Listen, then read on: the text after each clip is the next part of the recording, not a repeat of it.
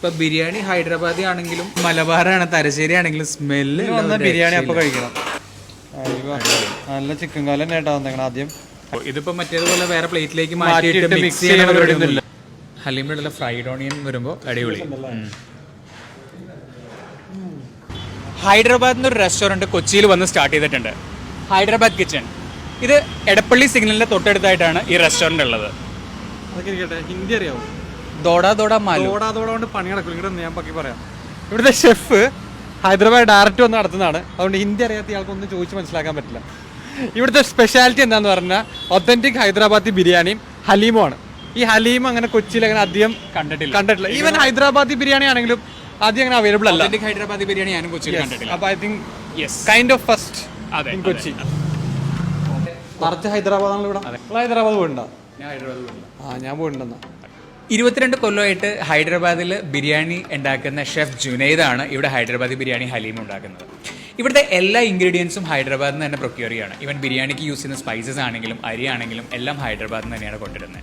ये राइस भी हम लोग हैदराबाद से ही लेके आए और ये कश्मीरी राइस होता है और इसका मसाला जो इसका जितना भी स्पाइसेस जो भी होता है वो भी हैदराबाद से ही लाए. आप किधर से सीखा है? हैदराबाद में शाही फैमिली है, निजाम फैमिली से वो लोग का कुक है, उससे ही सीखा मैं. वो एक्चुअली मेन फार्मूला वही है, उसका स्पाइसेस के बारे में बता दूंगा तो वो है. പറഞ്ഞു കൊടുക്കൂല. इसका वो भी है. वो हम किधर के गए उसका सीक्रेट वो पूछेगा. कोई बताया नहीं है. इसका मेन क्या है, स्पाइसी है और इसमें बफेलो घी लगता है जो घी यहाँ नहीं मिल रहा केरला में. ബഫല്ലോ ഗീ യൂസ് ചെയ്യുന്ന ബഫല്ലോ ഗീ ആണ്. നമ്മൾ നോർമലി ഇവിടെ RKG ഒക്കെ യൂസ് ചെയ്യുന്ന പശുവിൻ കൗ ഗീ, ബഫല്ലോ ഗീ ആണ് യൂസ് ചെയ്യുന്നത്. അപ്പോൾ അതും ഒരു ടേസ്റ്റ് ഫാക്ടർ ആണ്. बफेलो घी वाइट होता है. ഇത് ഉണ്ടാക്കുന്ന വെസലിന്റെ സ്പെഷ്യാലിറ്റി ഉണ്ടെന്ന് അറിയാം. താഴത്ത് തവ വെച്ചിട്ടുണ്ട്, തവയുടെ മുകളിലാണ് ഈ അണ്ട വെച്ചേക്കുന്നത്. ये हैदराबाद से क्या? हैदराबाद से. വിനീത് ഭായ് ഉൾപ്പെടെ എല്ലാം ഹൈദരാബാദിലാണ് വന്നേക്കുന്നത്. ഇവിടെ ഇപ്പോൾ കേരളത്തിൽ നിന്നുള്ള നമ്മൾ മാത്രമേ. ഇവിടെ ഓൾറെഡി ബിരിയാണി വെച്ചു കഴിഞ്ഞു. അതിനകത്ത് താഴത്ത് മസാല വെച്ചിട്ട് അതിന്റെ മുകളിൽ റൈസ് വെച്ച് ലെയർ ചെയ്തേക്കാണ് ദമ്മിന് വേണ്ടിയിട്ട്. कलर ऐड नहीं होगा. कलर नहीं है, ज़ाफ़रान का ही कलर आएगा. सिर्फ ज़ाफ़रान होगा. ये 40 मेंबर्स का बिरयानी. 40 ഇവിടെ ദമ്മ് ചെയ്യാൻ വേണ്ടി തുണിയാണ് വെക്കുന്നത്. प्रॉपर सील होगा. सील भी प्रॉपर होगा और सही पकेगा और टाइमिंग एग्जैक्ट पता चलेगा.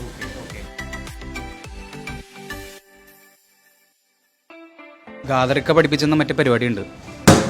പ്രാർത്ഥിക്കണം.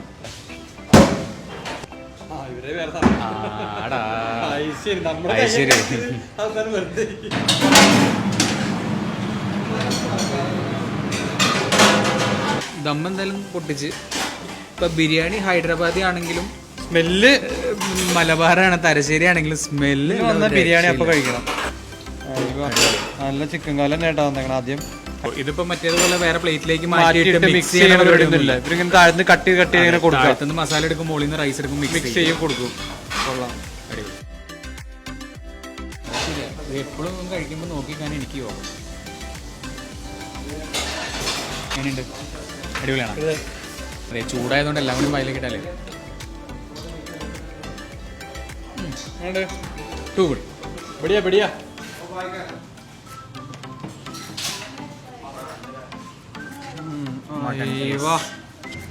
ദം പൊട്ടിച്ചതിന് ശേഷം അതിനകത്ത് വീണ്ടും ഗീ ആഡ് ചെയ്യണ്ട. അപ്പൊ ശരിക്കും ആ ആവിയിൽ കിടന്നിട്ട് അതെ അത് ഉരുകി മെൽറ്റ് ആവും.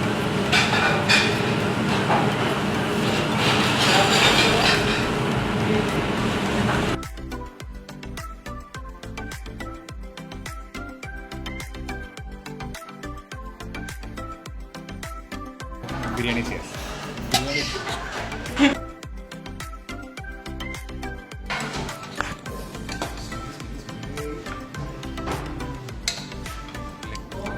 ആക്ച്വലി രണ്ടിനും ഡിഫറെൻറ്റ് ഫ്ലേവർ ഉണ്ട്. ഇത് ചിക്കൻ കഴിക്കുമ്പോൾ അറിയാം. അത് ആ മീറ്റ് മട്ടൺ ആകുമ്പോൾ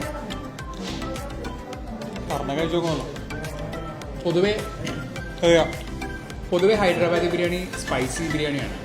അതുകൊണ്ട് തന്നെ നമ്മൾ നോർമലി കഴിക്കുന്ന ബിരിയാണി സട്ടിൽ ഫ്ലേവർ എന്ന് പറയാനില്ല. കറക്റ്റ് ആ മസാല നമുക്ക് കിട്ടും. സാലിനെ മിക്സ് ചെയ്ത് അതുപോലെ തന്നെ റൈറ്റ് പണ്ട് ബിരിയാണിയുടെ ഇപ്പം ഇഷ്ടമല്ല ആണല്ലേ. റൈറ്റ് അടിപൊളിയാണ്.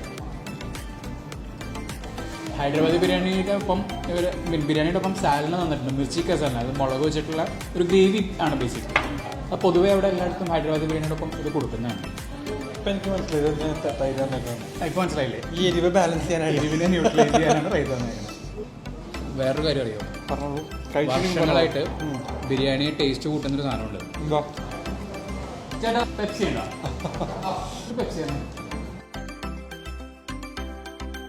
ഹൈദരാബാദിലെ തന്നെ വലിയ മറ്റൊരു സ്പെഷ്യാലിറ്റിയാണ് ഹലീം എന്ന് പറയുന്നത്.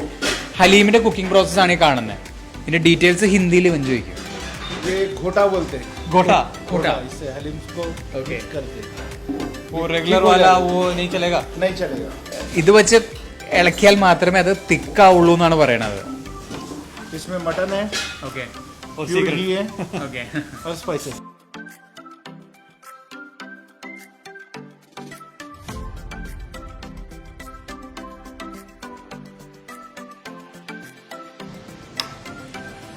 ഓൾറെഡി ഹലീമിൻ്റെ ഒരു ഫാനാണ്. ലൈം പിഴിയട്ടെ.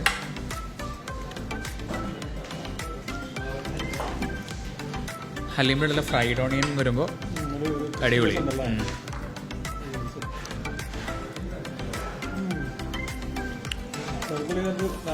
ആക്ച്വലി നാരങ്ങ പിന്നെ തന്നെ കഴിക്കണം.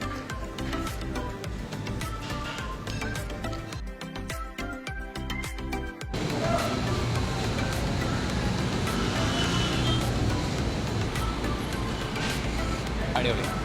ഇപ്പോൾ കഴിച്ച ഫുഡിനെ കുറിച്ച് എന്താണ് അഭിപ്രായം? ചിക്കൻ ബിരിയാണിയും മട്ടൻ ഹലീമും മസ്റ്റ് എന്തായാലും. ചിക്കൻ ബിരിയാണി എന്ന് പറയുമ്പോൾ സ്പൈസി ബിരിയാണിയാണ്. ഹൈദരാബാദി ബിരിയാണി പൊതുവേ സ്പൈസിയാണ്. റൈസിനൊരു സട്ടിൽ ഫ്ലേവറാണ്. മട്ടൻ ഹലീം ഒരു രക്ഷയില്ല. ബിരിയാണി ഉച്ച തൊട്ട് രാത്രി ഒരു 11-12 മണി വരെ അവൈലബിൾ ആണ്. മട്ടൻ ഹലീം ഉച്ചയ്ക്ക് 3 മണി തൊട്ടാണ് അവൈലബിൾ ആയിട്ടുള്ളത്. പിന്നെ ഇതിന് തീർന്നു പോയാൽ ഒന്നും പറയാൻ പറ്റില്ല. വേണമെങ്കിൽ വിളിച്ചു ചോദിച്ചോ അല്ലെങ്കിൽ നേരത്തെ ബുക്ക് ചെയ്ത് വെച്ചിട്ടൊക്കെ വേണമെങ്കിൽ വന്ന് കഴിച്ചോ.